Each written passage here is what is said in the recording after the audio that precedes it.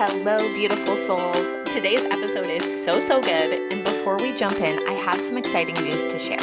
If you've ever wondered where you're blocking money, this is for you.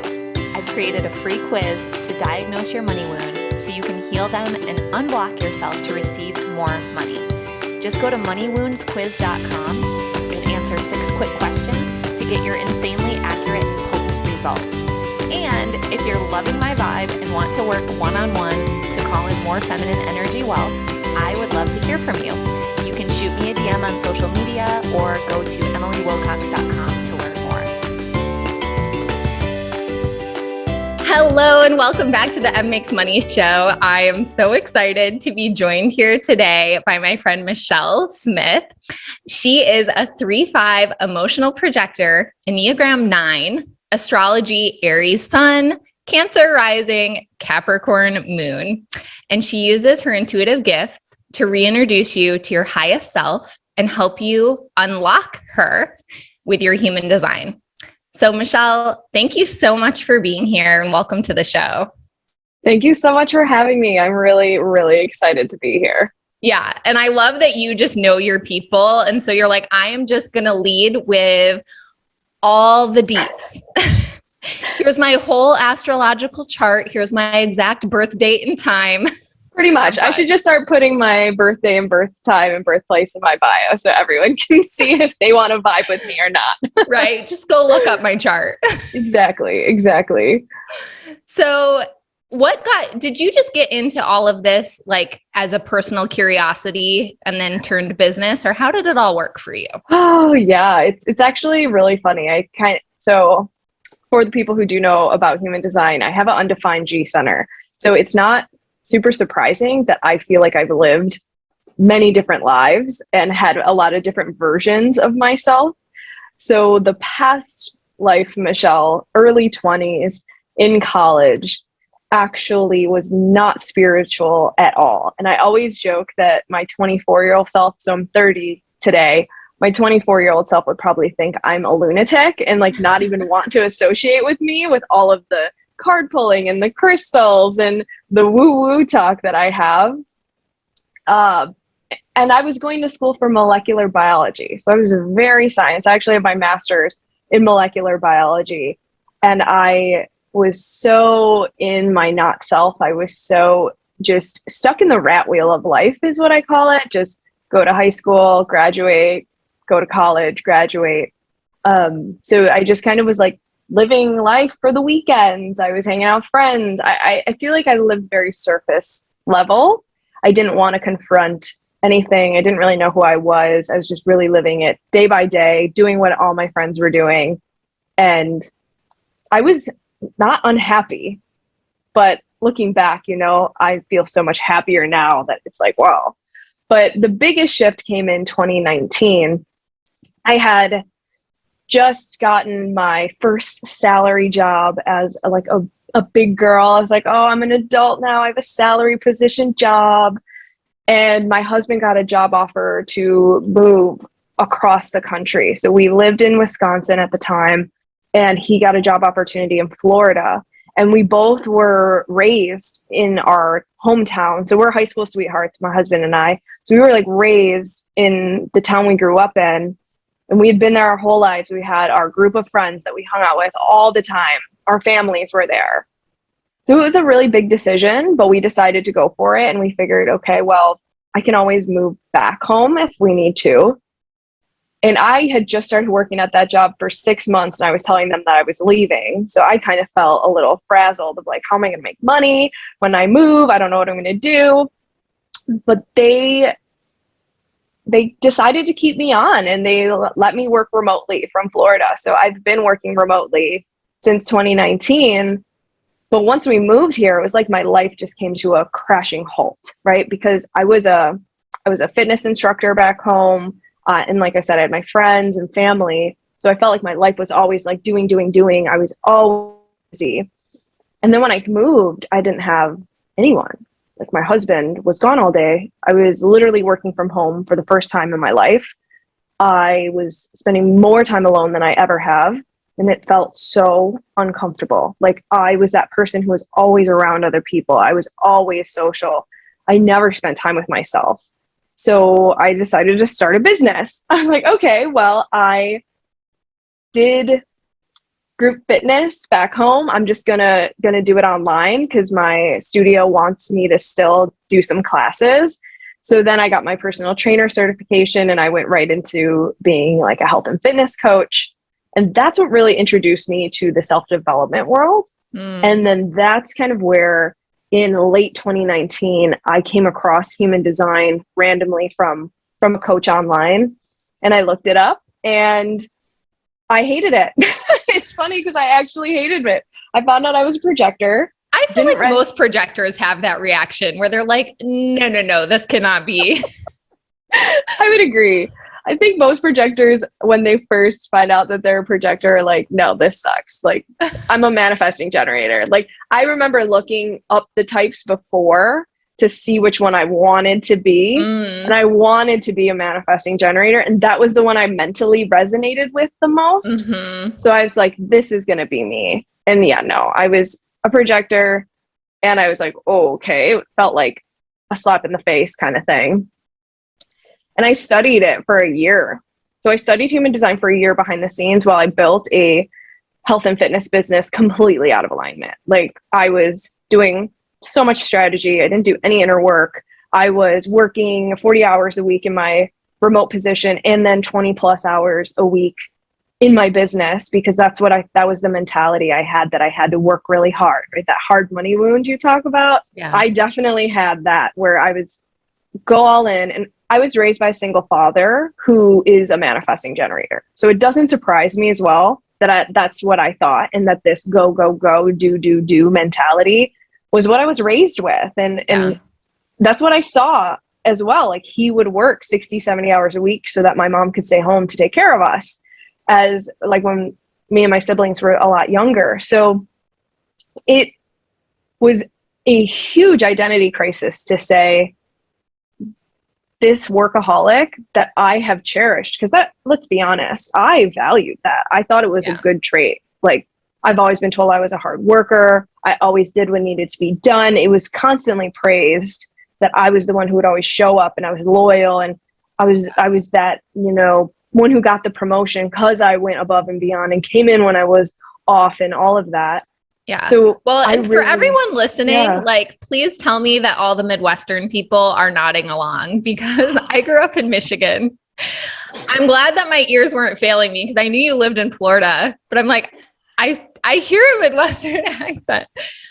It's already like, if you grow up in the United States, you are sort of conditioned to be a generator, manifesting generator. And then that Midwestern work ethic and ideal is like very much praised and ingrained into us. 100%. 100%. There's like, it just felt like there was literally no other option other than to work hard. And if you didn't, oh my God, like God forbid that you take unemployment, or God forbid that you take days off. Oh, yeah. I remember, just to kind of give perspective for this, like I remember at one time when I was dating my husband in college, we had this huge fight and like we had broke up. I was like, this is it. We thought, of course, my like 19-year-old self was like, this is it. Like, it's totally done. So dramatic. And I skipped class for school that day. And my father was so upset that I skipped class to just sit in my room and cry and listen to music and be mopey and upset. Because he was like, you're going to throw your whole future away because of this stupid boy? And like, that's just like one small glimpse of like the conditioning from my family, which I know is probably very common across. Well, it's just, I mean, I don't know how you feel going back now, but when Jeff and I go back to Michigan, we're like, like they're a hard people in the sense that like, if your car is covered in 3 feet of snow, then you just fucking uncover it. Like you just spend 20 minutes, 30 minutes scraping off your car, getting all the snow off. You might need to shovel a path to get your car out, and then you go to work. And in Southern California, when it rains 6 days a year, we don't leave the house. We're just like, like we know we could, but why? Like, why suffer unnecessarily? But that is not the Midwestern way. Totally. I'm so glad that you resonate with this because we talk about this, Scott, my husband and I, all the time. Like, since moving to Florida, I don't know if it's because it's sunny, because it's warm, if it's just a Southern mentality that's completely different than up north, but people are just genuinely happier here. Like, people are just nicer. They are, we call it that like Southern time mentality. They just have like a different view of time. So they will chat with you and they take their time and they don't like push their limits. Where I'm from like the Chicago area in Wisconsin, like an hour outside of Chicago. And it's just like, if you're not hustling hard, working hard, going fast, doing as much as you can as quickly as possible, it's like you're a POS. Yeah. And it's just like, whoa, like, I'm so glad you resonate. Because as a projector, let me tell you, that's completely warped my ideals of work and completely warped my ideals of money. Because I really genuinely believed that the only way to make more money and to have a lot of money was to literally burn myself out. And it was a repetitive cycle that I lived in for years. And I am so happy now, 3 years into my experiment, that I finally feel like I'm getting to a place where I'm making the most money I ever have in my entire life. And I probably work the least I ever have, aside from when I was like a child, you know? Yes. That's amazing. So where the story kind of left off, you're working the day job, you've got the online fitness studio, and you're over here studying human design, being like, WTF, what does it mean to actually live as a projector? Yes. So I am studying it, literally living, breathing human design. But it's so funny because you would never have known, because I didn't ever talk about it at all. I think I was really just trying to figure out what it meant for me. And then October 2020 was really the pivotal point. I had hired a coach to work with on strategy. I was now 10 months into my online coaching business, and we were buying our first home. So my husband and I were moving in, we were closing, and my stress was at an all-time high. Like, these 60, 70-hour weeks I was working were just not sustainable with trying to move and with trying to close on a house. And it was our first time buying a home. So I think that that's just stressful in and of itself. So I decided, that was when I said, you know what? This whole human design thing tells me I'm supposed to rest more, and that's how I'll be more effective and productive, even though my ego was like, that makes zero logical sense. So no. And that's probably what stopped me from doing it for a year. But I said, what's there to lose? I'm stressed out the gills. I might as well just give it a shot. So I, instead of working 60-hour weeks, I probably only worked like 40. So I was still cutting back. I was still working a lot, but less than I had been.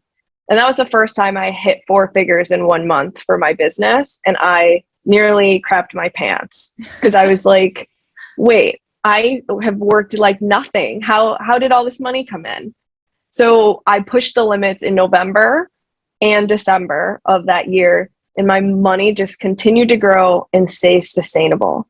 So that was kind of when it clicked, after about 3 full months of me pulling back even more and just decorating my home, spending time with my husband. Because let me tell you, the amount of fights him and I used to get into, because I would literally work all day on my computer and then just live in my office. And he'd come in and be like, are you going to come out and like hang out with me anytime? And I think back to, like, I was so focused. I never once thought about how alone he must have felt. Like, coming home and his wife's locked away. And he is like, oh, I'm transitioning into this new life too. You're the only person I know, and you don't even want to hang out with me. You just want to work in your business all day.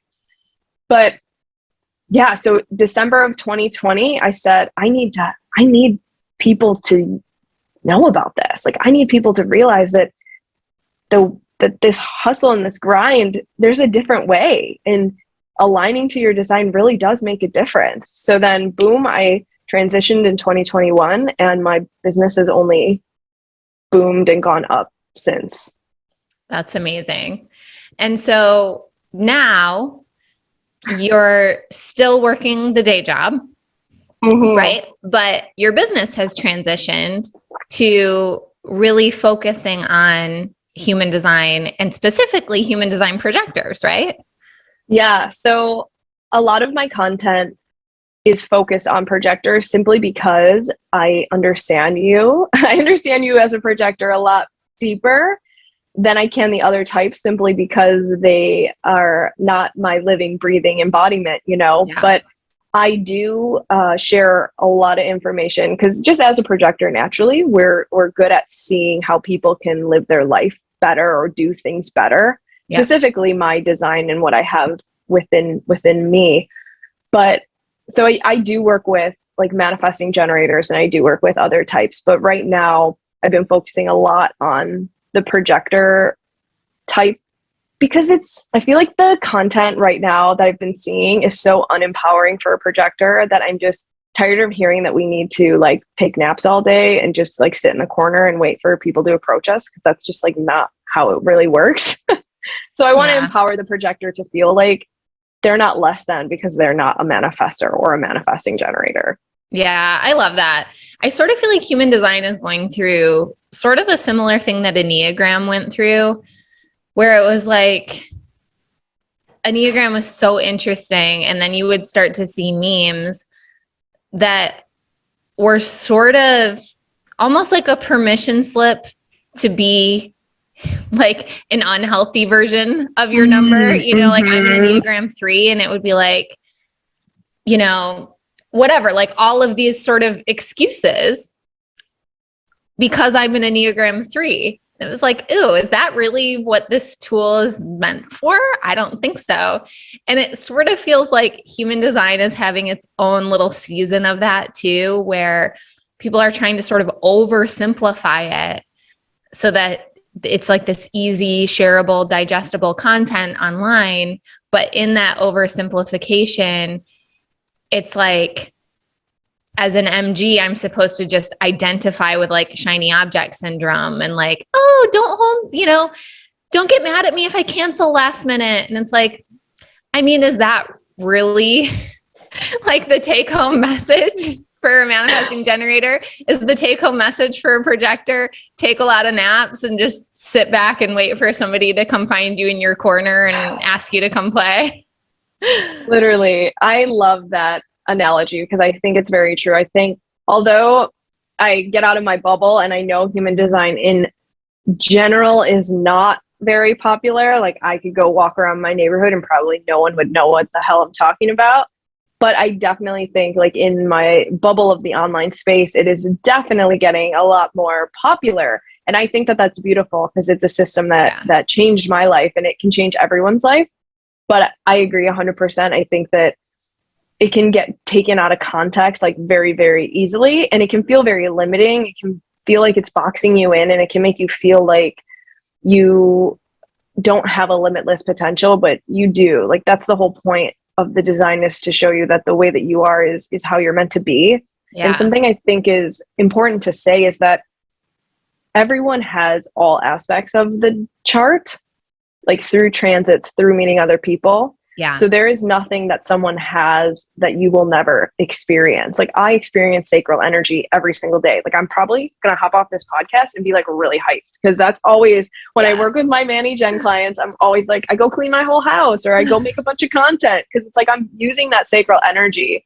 So I feel like just remembering that it's here to empower you. And I always say this too, like you can take what you want and leave what you don't. There's no rules to human design. You don't have to live your life according to it.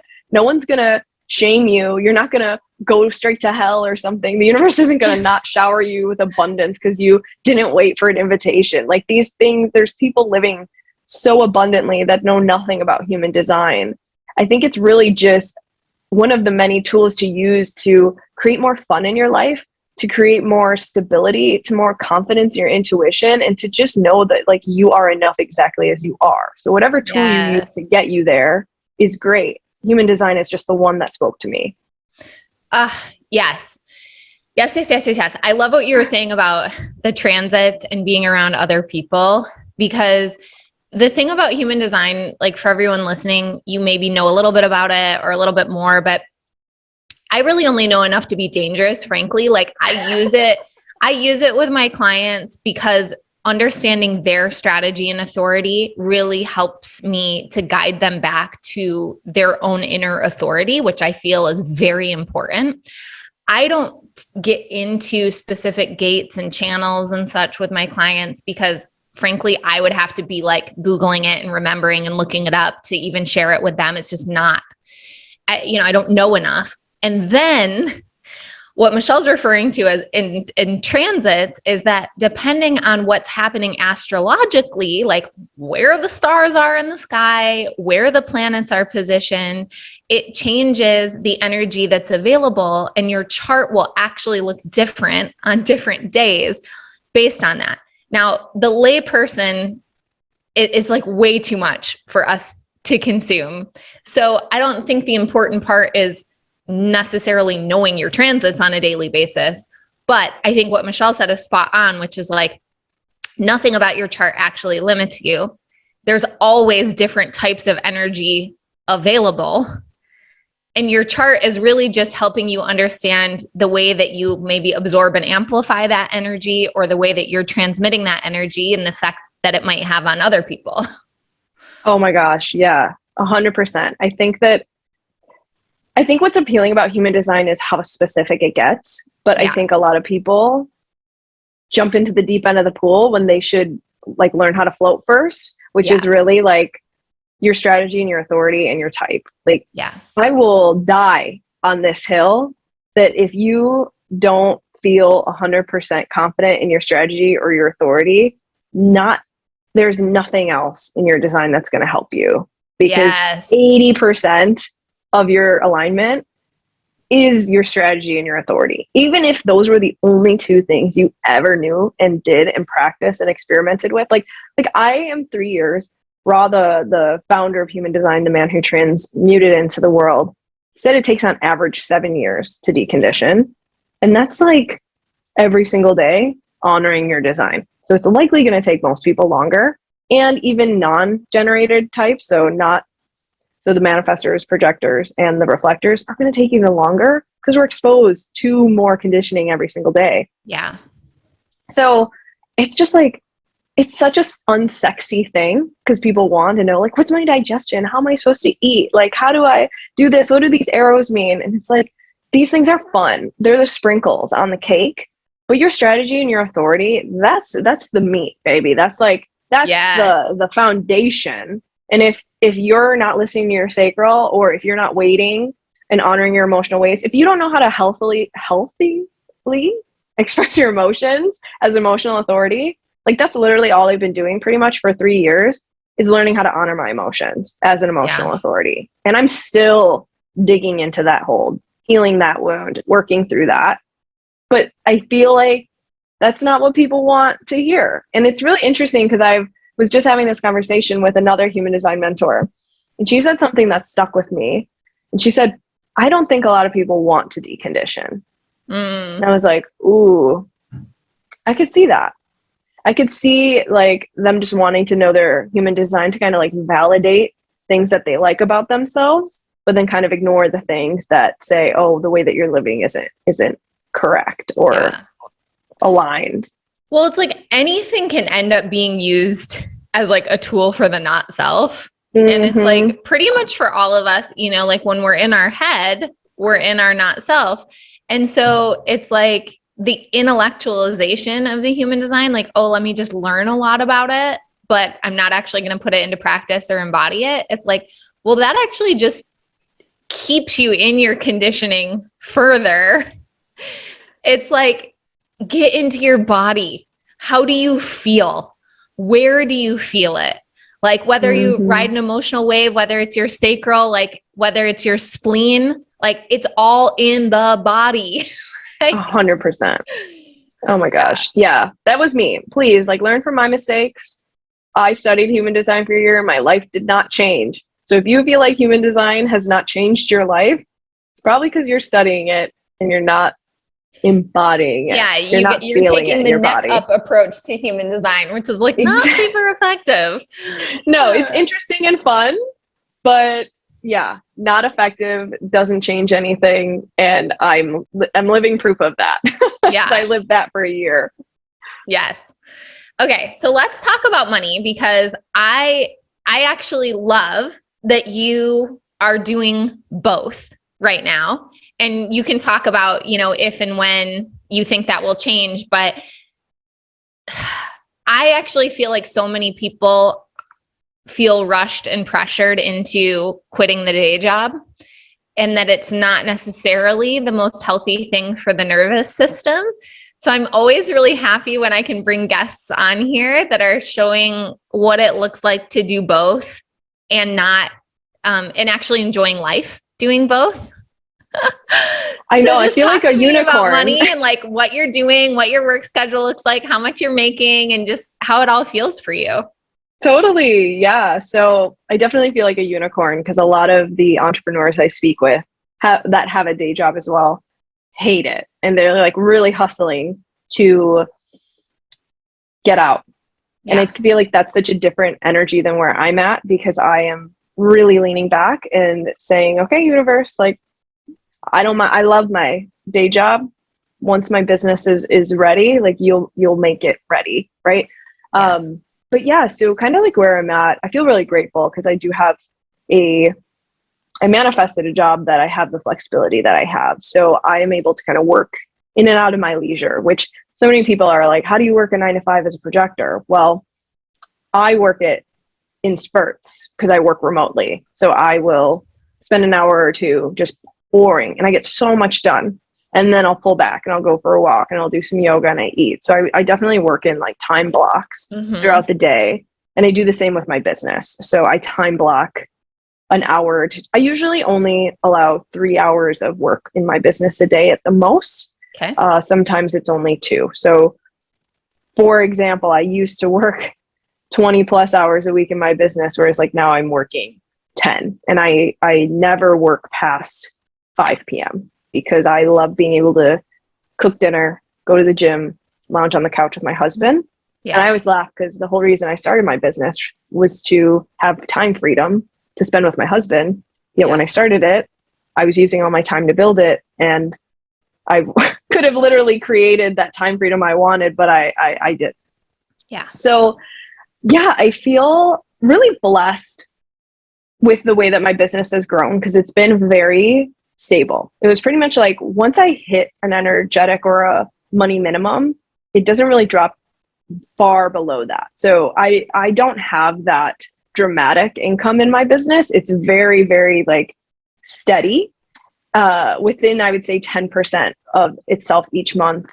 But my biggest struggle was definitely feeling the rush of it being more. So I wasn't happy with my sustainability. So it was like once I made that $1,000 in my business, I just kept making $1,000, and then it went up to 1,500, and then 1,500 went to 2,000, and then I consistently started making like 2,500, and then a 3,000 would sneak in there, and a 4,500 would sneak in there with just my business.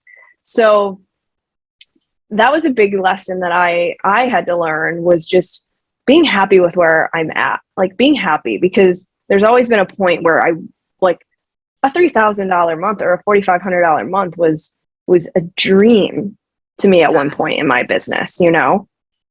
And now it's the norm.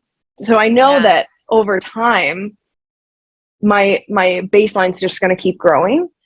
And I think sustainable is sexy. Like, I know that like people have like these really dramatic months, and it kind of gets me sometimes. I'm like, I would love to have like a 10K month just in my business, and just a 20K month just in my business. But I know it's going to happen. But the sustainable growth, I think, has been really, really secure for my nervous system. I think that the universe was like, that's what she needs to feel safe with this. And then for people who also work a full-time job, I want to remind you that your attraction for money includes that money. That was something I didn't ever let myself see. So I never would count or consider the money I made from my full-time job as money that I received for the month. And now I sit back and I'm like, I let myself feel like crap when I was making $1,000 months in my business when I was really making like $6,000 like for the month. But for some reason that $5,000 I made at my full-time job didn't count because I don't know. Right. I have no idea why I thought that. So now I look back and there's been plenty of 10K months. There's been plenty of like 15K months where I had like bonuses from work and random checks and all these other ways of money flowing into my life. But I wasn't letting myself actually feel good and feel like that was it if it wasn't coming directly from my coaching business. If the money wasn't coming directly from my coaching business, then it didn't count. And I felt so in lack. I felt like my business was a failure. I felt like I wasn't successful. And as a projector, that's the whole thing. So once I was able to kind of like really work through those beliefs, I'm like, holy shit, I am abundant. And especially now that my business is like, matching and bringing in nearly what my full-time income brings in. It's like, I'm literally doubling the amount of money in a year that I bring in by literally working so much less than I ever have. So yeah, I feel like I've had a really long journey with money, and having the day job, I think, has really helped me be able to grow my business in a way that is aligned with my business because I don't have that pressure to like make money so that I can pay my rent. And I know that that's, I think that's kind of where people are very different. A lot of people could see that as that pressure is good because it'll get you to do things and take risks and kind of like do the things you need to do so it gets done. I prefer keeping my nervous system regulated and not needing to feel that, oh my God, if I don't make the money this month, I'm not going to be able to eat. And I don't have to. And I don't have to work anymore between my two jobs to make that happen either, if that makes sense. Yeah. And one of the things that I've always really loved about you just through our relationship on Instagram is that you really do unapologetically celebrate your financial milestones. And to me, it feels like such a permission slip for so many women in this space that are having 4-figure months and don't feel like there's space for them to celebrate because it feels low comparatively. And it's like, I think that's such a disservice. You know, it's a disservice to self. It's a disservice to money. It's a disservice to the clients that paid you that money, that you're so excited to serve, that you are celebrating privately, but then you don't feel like you can celebrate it publicly.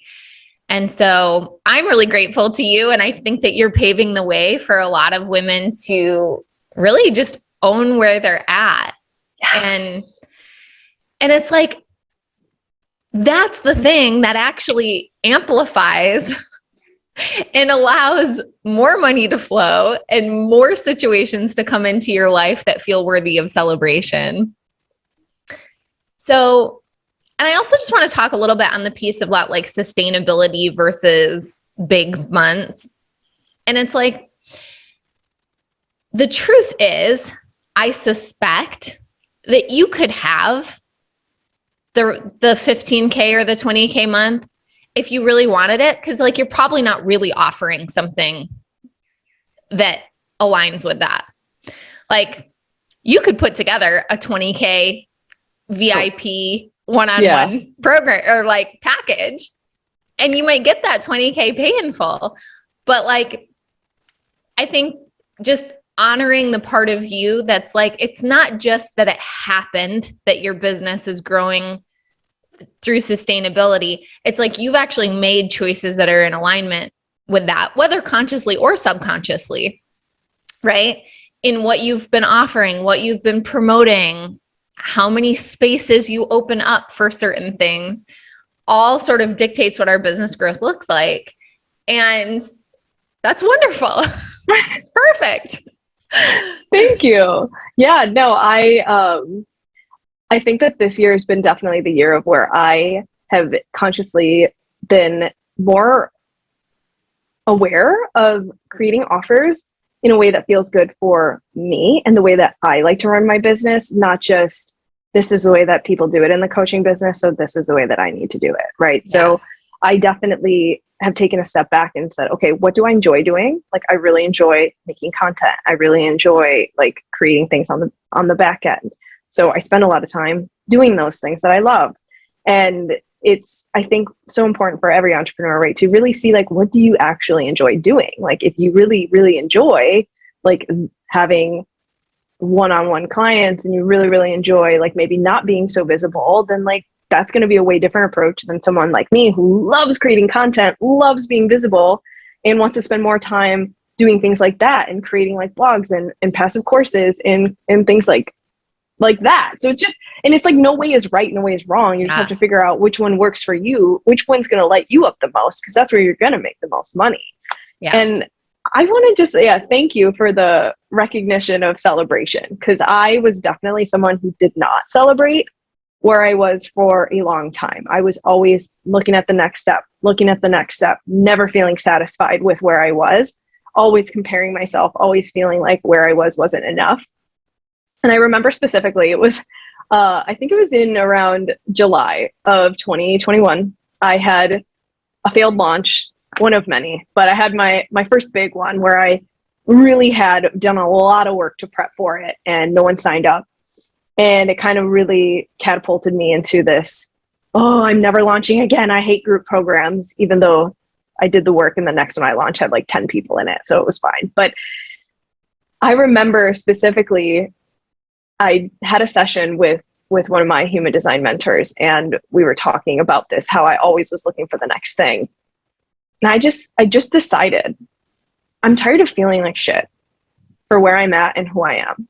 Like, just because someone else has $20,000 months doesn't make my $2,000 months any less important and like great, because it's the most money I have ever made in my business, right? So I'm going to be excited about it. And even like when I hit 2,000 followers on Instagram, that was the most I've ever had. So I'm going to celebrate that, because I'm tired of feeling like shit about it. Like, I don't want to feel like shit about my life. I don't want to feel shit about the money that I call in. I don't want to feel like shit about anything about myself anymore. And the more that I just don't celebrate these things that people might consider nothing or small, or, oh, this doesn't matter, like other people have it so much better. You could say that till the day you die. Someone will always have more money than you. Someone and you will always, by the way, until you heal it. Totally. You will. I mean, I just had a $30,000 cash month, and like part of me was freaking out and so excited about it in my coaching business. And then part of me was like, oh yeah, but like in the circles that I'm in, that's not that big. And it was like, who cares? Yep. And by the way, that was like in addition to, 120K in my other business and whatever. But point is, it doesn't matter the numbers. It's like the part of our brain that wants to invalidate things is still going to be present every step of the way. And so it's us like making a conscious choice to say, actually, I hear you, and I'm choosing to celebrate, and I'm choosing to freak out, and I'm choosing to take up space and share this because it's meaningful. Yes. I think that that's a beautiful example of taking up more space. And I always just think of that quote of, someone ahead of you, someone who's where you want to be, is never going to judge you. Right. So they celebrated their 2K month. They celebrated, right, their 2,000 followers. Maybe not as publicly, but they know that feeling. Yeah. So it's like, who are you hiding this for then? The people that are judging you now, it's like they're already judging you. So just celebrate and take up space and be happy for the things that you accomplish, because it's so worthy. And exactly like you said, that's how you call in more. And Yeah. the same thing, like that's where I feel like I'm at now. Like I've gotten so clear. And I think that that's definitely a big thing for projectors is we just have a hard time seeing ourselves and having a hard time seeing the value that we bring, because the value a projector brings is very different than like a generator or a mani-gen. Like your value can be physical, like you create things and you can make things grow really quickly and manifest things very quickly. Whereas for a projector, our guidance comes through helping you do that. That's our gift. Yeah. So we don't inherently always see the manifestation of those things right away. It might take a little longer. So we have a hard time being like, oh, wow, I actually am good at stuff. Like one sentence you say can literally change someone's life. And then boom, like there's so much power in that. But we don't always see that because of the way society conditions us to think of what is valuable. Yeah. So really just starting to celebrate the littlest things has been a huge shift for me to attracting more clients, more engagement, more inquiries, like more followers, more money, like everything. Because people feel seen. Like you said, like for the first time, they're like, wow, if someone's celebrating 2,000 followers, that's great. Someone celebrating a 3K month, that's great. And I just like want to pull it back, like making like 3, 4, 5K months in your online business is like what families, that's the average income for a family of 4 in the United States. Like that's not something to shake your head at. Like that's real money. When I talk about my business now to like my friends back home and like people outside of the industry, their jaw literally drops. Yeah. And they're like, that's what you make from that thing you do online? And it's like, once you kind of like take a step back and you remember that like we're in this like bubble in the online space that can make us feel like we're not enough just because we're seeing other people, but it's like, it's still so valuable. Yeah. And not to mention, like when we make the money and it truly is in addition to another revenue stream, I actually think it should be and can be the easiest to celebrate. Because it's like when you started hitting 3K months, okay, that's adding $36,000 in cash into your household when your needs were already taken care of. Yeah. But if you had to live on this 36,000, that's going to feel more like lack. It's actually going to feel harder to celebrate that than if it's just like the bonus. It's like the money sprinkles on top. And same thing, you know, my coaching business is pretty new and I did 95,000 cash in the first year. And I'm like, this is amazing. I added like $100,000 in cash into my household, doing something I love. Yeah. But if my household had to live on the 100K in Southern California with kids in preschool and everything else, like it would have felt like lack. It would not have worked. Totally. So it's actually the fact that it's the extra money, that it's like this new revenue stream, it's this layer on top that once we get over all of our hangups is like the easiest to celebrate. Totally. Oh my gosh. I know. Like I'm on track right now to literally match and probably more my full-time income. So literally just me, I'm doubling and I'll be bringing in like over $100,000 just myself. Cause I make about like 55 I think I like 55 to 60 in my full-time job. Yeah. So like, I'm going to match that this year with where I'm at right now. And that doesn't include right? And like, I live in the panhandle of Florida. So cost of living here is significantly cheaper, even in the Chicago area where I'm from. Yeah. And then my husband, I mean, then we can't discount the money that he brings in from his job. And he's like getting promoted into sales. So we all know how sales he's like, oh, here's this random paycheck I got from this sale. Here's another one. So I think the best part of having my full-time job is really being able to do the energy work around money in a way that really feels safe so that we can call in. Because it's easier for me to like I'm going to make that $100,000, right? And I'm going to have that at an energetic minimum where I can know that I can call that in. Yeah. So then when I feel ready to leave my job, when I have a kid, or when it feels right, it's like, oh yeah, I already know that I have the ability to call this money in. Like, totally. It's going to happen. Totally. I'm right there with you. Well, we could just go on and on and on. Yes. Maybe we will another time, but thank you so much for being on the show. I feel like it's been so fun to just like riff on human design, but also talk about what it feels like to celebrate every dollar. And you put out fantastic content on social media. So please share with everyone how they can follow you. Yeah, thank you. This has been so fun. So you can follow me. I hang out the most on Instagram or TikTok. My handle is Your Human Design Coach on both platforms. And yeah, please come hang out. I'm always posting. I'm always visible. That's what I love to do. Awesome. Yeah, go follow Michelle. Her content is so fun. She makes all kinds of great reels and like does all these voiceovers and everything that are just like fun and playful, but also I feel really help people to embody their human design and decondition. So thank you so much for being on the show. And to everyone listening, thank you for tuning in.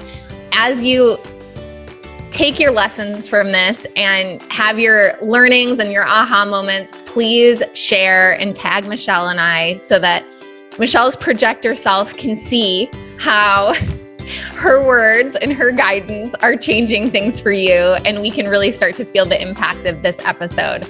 So thank you again for tuning in, and we'll talk to you soon. Bye. Thank you so much for tuning in to today's show. Before you go, I have something fun to share. Now, when you leave a review of the podcast on Apple, Spotify, or YouTube, take a quick screenshot and send it to hi@emilywilcox.com. You'll be entered into a drawing to win a free one-on-one Voxer coaching day with me, and you help the show reach more new listeners. Such a win-win. I also invite you to follow me on Instagram at mmakesmoney and to jump into my free Telegram community, The Money Club, which is linked in the show notes. Until next time, I'm sending you all the magic money vibes.